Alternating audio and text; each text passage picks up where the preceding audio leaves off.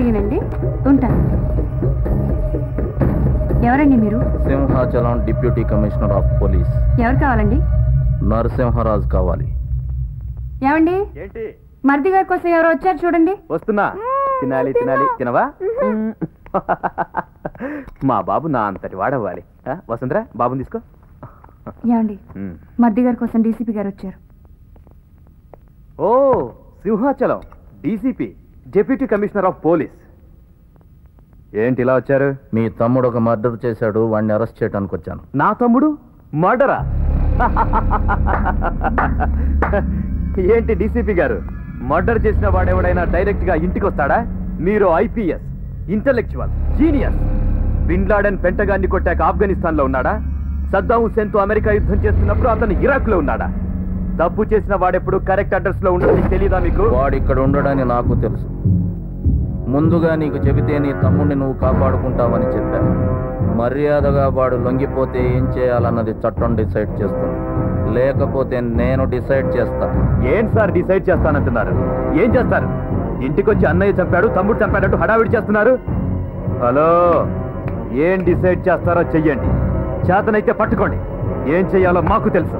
చూడమ్మా, మీ ఆయన చాలా తెలివిగా మాట్లాడాననుకుంటున్నాడు.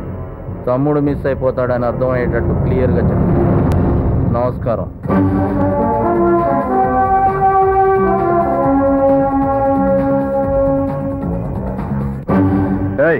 మిస్ అయిపోతాడంటున్నాడంటే?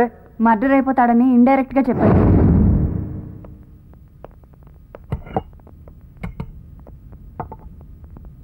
తమ్ముడు, డీసీపీ వచ్చాడు. నువ్వు లేవని చెప్పి పంపించేశా. ఎందుకన్నా? నాకు చెప్పుంటే మన ఇంట్లోనే వాడికి కౌన్సిలింగ్ చేసేవాడిని. పులిని అడవిలోకెళ్ళి వేటాడి చంపితేనే మగతనం, కానీ బోనులో ఉన్నప్పుడు చంపితే విలువ ఉండదురా. అర్థమైంది. సింహాచలం, ఎక్కడున్నావురా? నేనే నీ ఇంటికి వచ్చానురా. రారా బయటికి. ఎక్కడున్నావురా? నమ్ముంటే రారా. రే, నీ ఇంట్లోనే నీకు కౌన్సిలింగ్ చేస్తానురా. రారా రారా, దమ్ముంటే.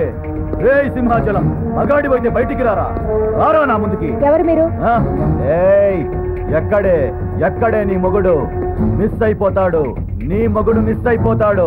కొద్దిసేపట్లో నీ మెళ్ళో ఉన్న తాళి, నీ రంగురంగుల చీర, నీ గాజులు, బొట్టు, పూలు అన్నీ మిస్ అయిపోతాయి.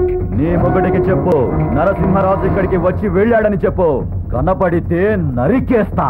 రే నరసింహరాజు, ఇలా ఇంటింటికి తిరుగుతూ వెతుక్కోనక్కర్లేకుండా మా ఆయన అడ్రస్ నేనే చెప్తాను.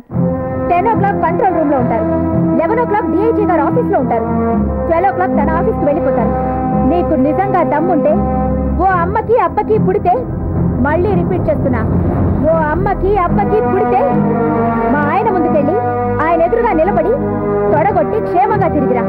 నువ్వు దమ్మున్న వాడివని ఒప్పుకుని నేను మా ఆయన ఈ ఊరొదిలి వెళ్ళిపోతాం. నీ మొగుడి ముందు తొడగొట్టి రావడం కాదు, వాడి మెడ నరికేస్తా. వస్తా. మమ్మీ, వీడికి టైం అయిపోయినట్టుంది. 100%. పద. పల్లె కన్నీరు పెడుతుందో కనిపించని కుట్రల, నా తల్లి బందీ అయిపోతుందో కనిపించని కుట్రల. పల్లె కన్నీరు పెడుతుందో కనిపించని కుట్రల, నా తల్లి బందీ అయిపోతుందో కనిపించని కుట్రల.